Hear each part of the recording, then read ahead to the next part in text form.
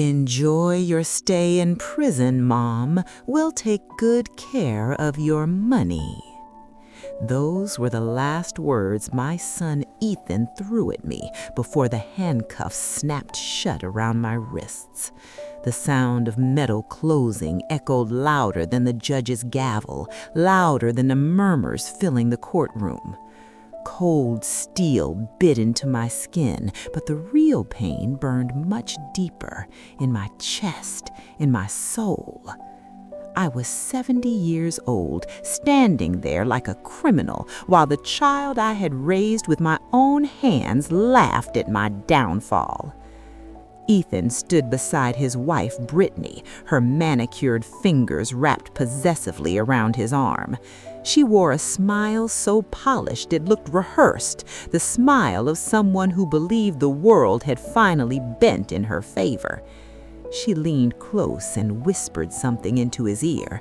Whatever it was, it made him laugh again, loudly, cruelly, making sure I heard it. The judge's sentence rang out through the room. 3 years, federal prison, fraud, embezzlement. Crimes I did not commit. Crimes built on forged documents, paid witnesses, and lies stacked so carefully they passed for truth. I wanted to scream, to tell the courtroom they were wrong, that my own son had orchestrated this nightmare. But the moment had passed. The verdict was final.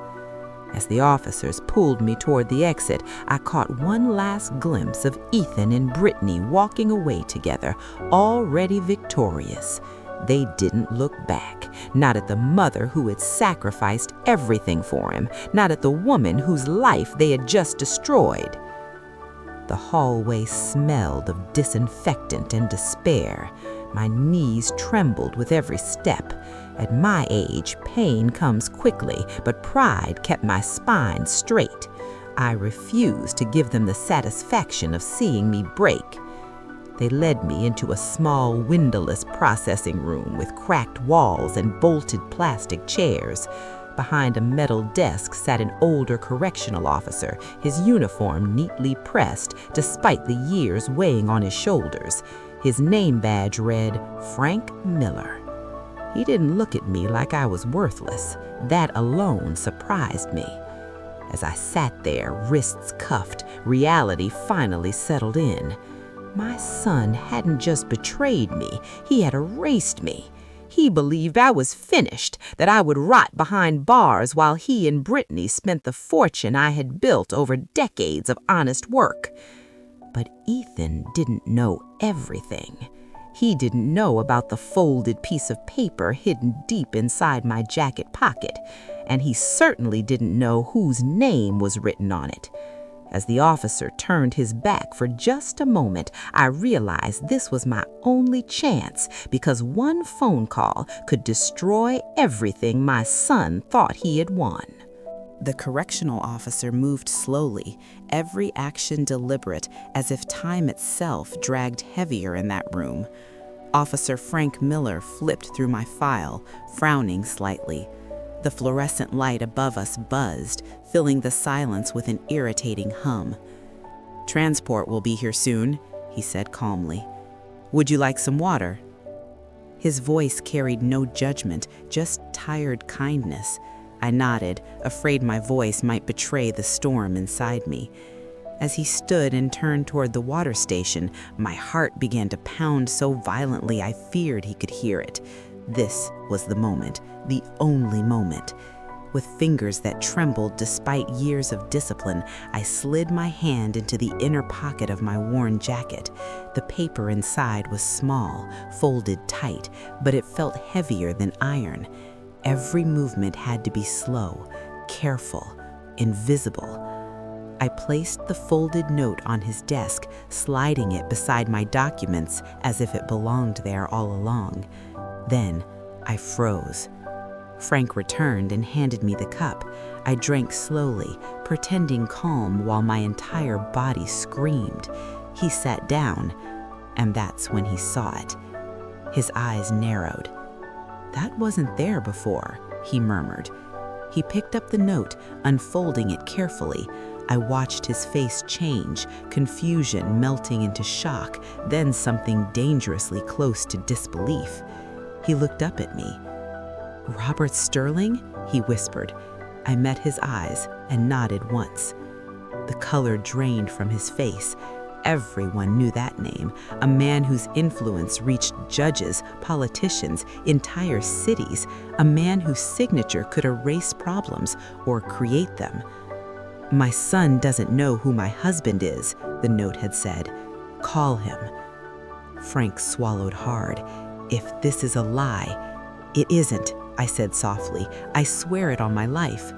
He stared at the phone number for several seconds before pulling his old cell phone from the drawer. His hands shook as he dialed. The line rang. Once, twice. Then a voice answered, controlled, sharp, powerful. "Sterling?" Frank nearly dropped the phone. "Sir, I'm calling about your wife." The silence on the other end was terrifying. "She's been arrested, convicted. She's here with me." "What?" The word thundered through the speaker. Frank handed me the phone. "Cecilia?" Robert's voice cracked. "Where are you?" I broke. I told him everything. And when I finished, his voice went quiet, too quiet. "They are not moving you anywhere. Put the officer back on." Frank listened, pale, as Robert gave orders, not requests. Within minutes, the transfer was stopped. The impossible had begun. But stopping my transfer was only the beginning, because once my husband arrived, the truth would tear my son's world apart. Less than an hour later, the door burst open. A man in a dark suit entered with purpose, followed by assistants carrying folders thick with documents. Behind them came Robert, my husband. The room seemed to shrink around him, not because he was loud, but because power doesn't need volume. He crossed the floor, knelt in front of me, and took my cuffed hands. "I'm here," he said quietly. For the first time since the verdict, I felt safe. The lawyer, Morris Flores, wasted no time. He dismantled the case piece by piece, forged signatures, altered timestamps, fake transactions, errors so obvious they were humiliating once exposed. That same night, I was released under emergency order. By morning, the state had no choice but to reopen the case. Then came the confession. An accountant, nervous, broken, admitted everything. He had fabricated the evidence. Brittany had planned it. Ethan had approved it. When the charges against me were dropped, arrest warrants were issued for them instead. Justice moved fast when money and truth aligned. But Robert wasn't done.